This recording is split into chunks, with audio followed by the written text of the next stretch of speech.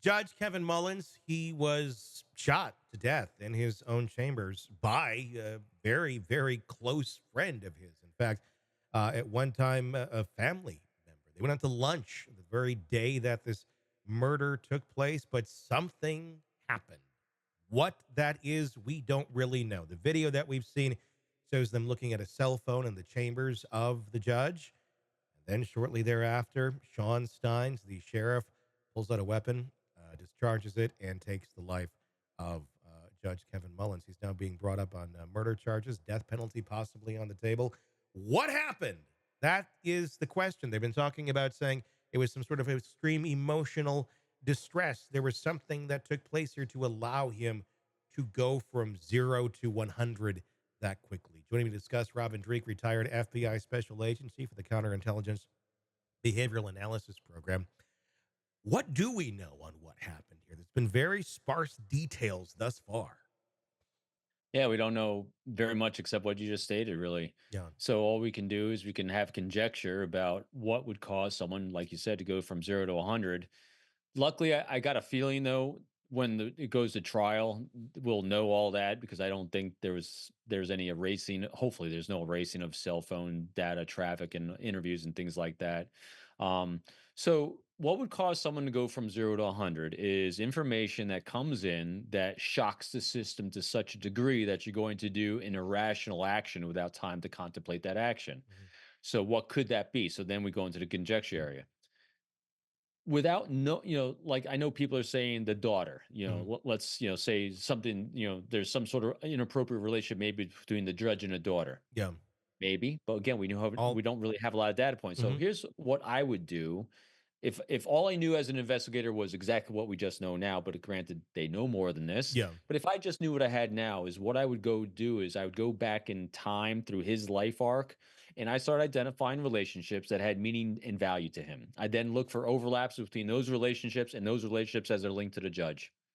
And then you'd start interviewing and collecting all the data points from social networking, some online profiles, and any interactions that would potentially spike up in there. I'd be looking for eh, behaviors from individuals that were deviating from the norm on that day or a day or two leading up to it, because that's exactly what happened. It was someone in his life deviated from what he was expecting them to do Mhm. with the information he's provided and spiked, Is and he there got crazy. is there any likelihood that the judge just happened to be at the wrong place at the wrong time? Obviously, it was a targeted shooting. He walked in there, he aimed the gun, took him out.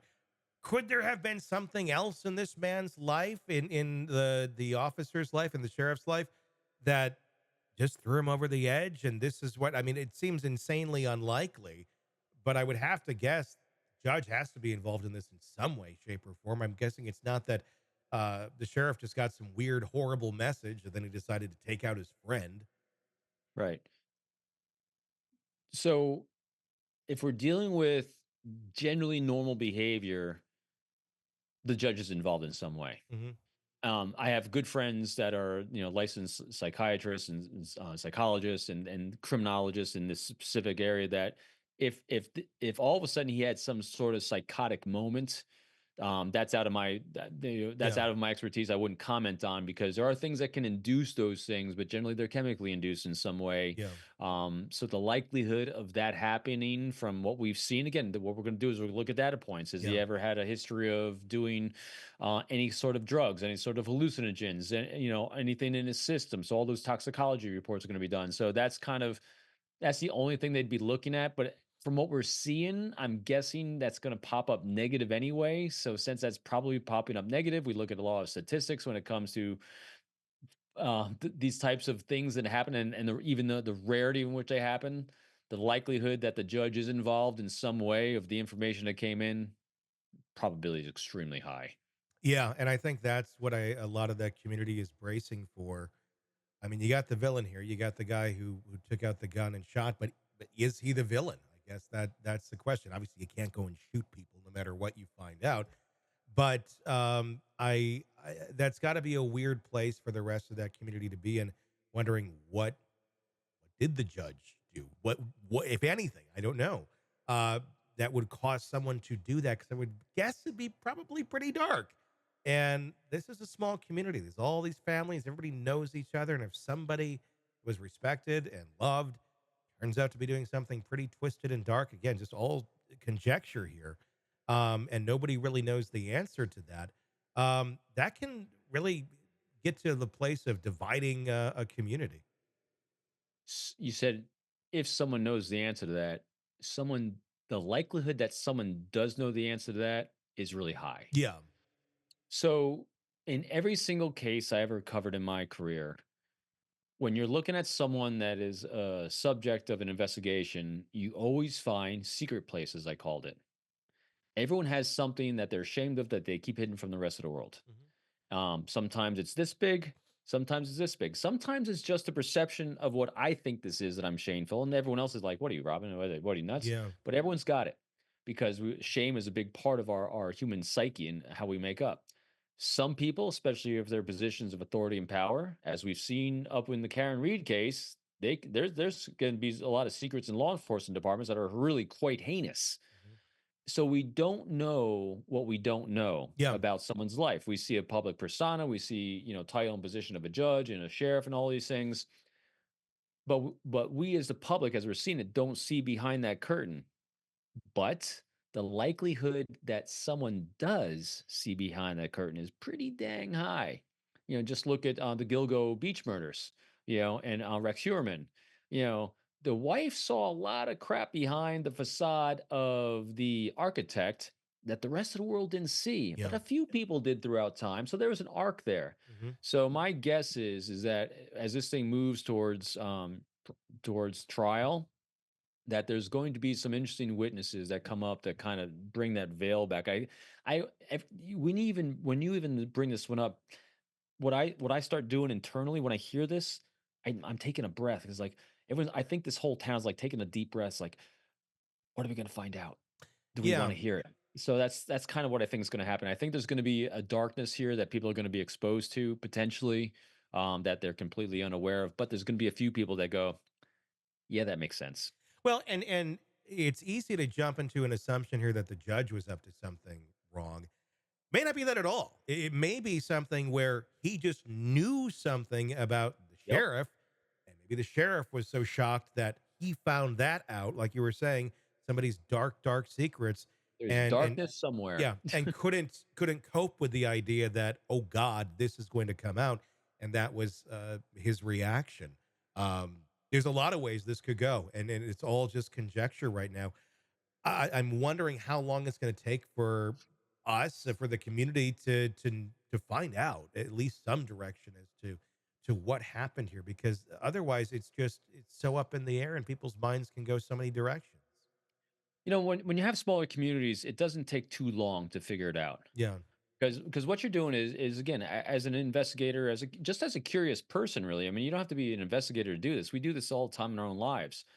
What they're doing is so when you're looking at a situation that looks chaotic and crazy, you then take a step back and then you just look at a pattern of the entire community. When you're dealing with a smaller community, it's easy to see what baseline normal looks like. Mhm. And so what they're going to be doing is they're looking at both the sheriff, they're looking at the judge. And so they're looking at what the normal baseline is that we're looking at and all the relationships in those two individuals' lives. And what the next thing is you do is as you're taking that 30,000 foot, because again, this thing happened at like 5 feet, you just go back up to 30,000 feet. You're looking at the circle of and sphere of influence around both the judge and the sheriff. And out of those people that they're interacting with, what you're doing is the first thing you're doing is you're looking for the spikes in an unhealthy. Mhm. So as you see a spike in unhealthy, neither one, this is where objectivity as an investigator is key and paramount, which we see failing sometimes in law enforcement these days, don't we? Yeah. In Delphi, is that you don't have a preconceived notion of what happened or who was good or bad, but you're looking for the unhealthy because that's where the evidence lies. It's in the unhealthy. It's in the crazy brain. It's so you're going to go in and kind of zero in on that first and say, what happened here? Tell me more. What was your relationship like? What was the cause of that? So you then ask very specific what questions. And then you have timelines spilled out, you have relationships uncovered, you have nuances, and most importantly, where's the resentment at? Yeah. Because that is a key emotion I'm always looking for that can spin out of control is resentment, frustration, anger. So out of that baseline normal around these two people, I'm just looking for the spikes. Hmm. Doesn't mean the spikes are it, but as we've said before, happy people do not do bad things. And Yeah. so I'm looking for unhappy people in their sphere of influence. Yeah. It's gonna be very. I bet if you went to a bar or something in that town, you'd have a lot of opinions as to Yeah. what happened. That would be very interesting to hear that right now. But That's in why it takes in so time, long too, because you talk to everyone. I mean, because you don't know who might have a data point that is something, and yeah, that's why it is exhaustive. No one, if they're doing a good investigation, nothing's dismissed. no, No thought, no opinion, no individual is dismissed. Every lead, that's why it's so exhaustive sometimes. Every lead is followed up on. I was in New York. I mean, I was in New York City during 9/11. I was there during the anthrax investigations.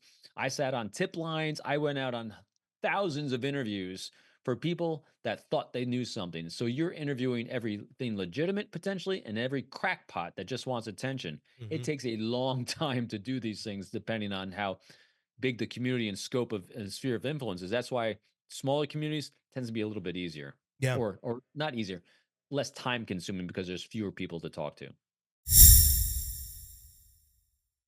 Hey, thanks for checking out the video. Be sure to follow us wherever you download podcasts, and especially Apple Podcasts, where you can get advanced episode and premium content on our premium channel right there. Also, be sure to follow us on social media so you don't miss any breaking updates on the stories that matter to you most. We're on TikTok, X, Instagram, Facebook. Just search Hidden Killers Podcast with Tony Bruschi, and you'll find us right there. Again, thanks for watching.